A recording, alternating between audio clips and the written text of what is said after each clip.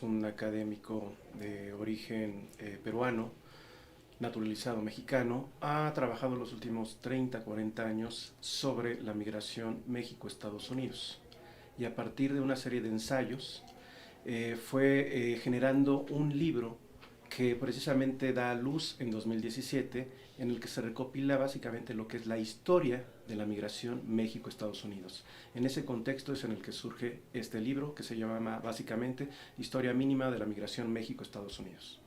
Quiero empezar por este acierto de que, a pesar de dividir la obra básicamente en 6 grandes periodos en los que podríamos hablar de diferentes oleadas migratorias de mexicanos hacia Estados Unidos, no hace un corte tajante, es decir, entiende perfectamente que hay una serie de procesos que han llevado a su vez al surgimiento de nuevos procesos migratorios. Así es que ese es uno de los grandes aciertos. Y el segundo es sintetizar, a final de cuentas, en una obra básicamente más de un siglo de historia de la migración institucionalizada entre México y Estados Unidos.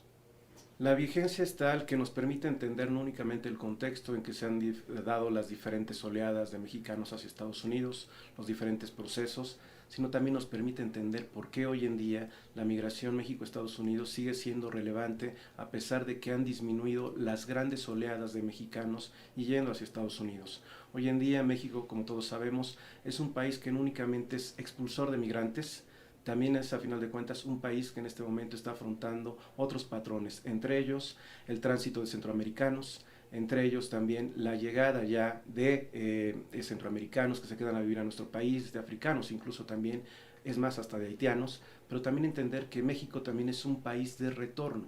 Y en ese sentido hay una serie de políticas públicas que el país necesita urgentemente implementar para atender todos estos procesos migratorios que hoy en día se están viviendo. El libro de Jorge Durán precisamente es lo que nos permite entender qué ha pasado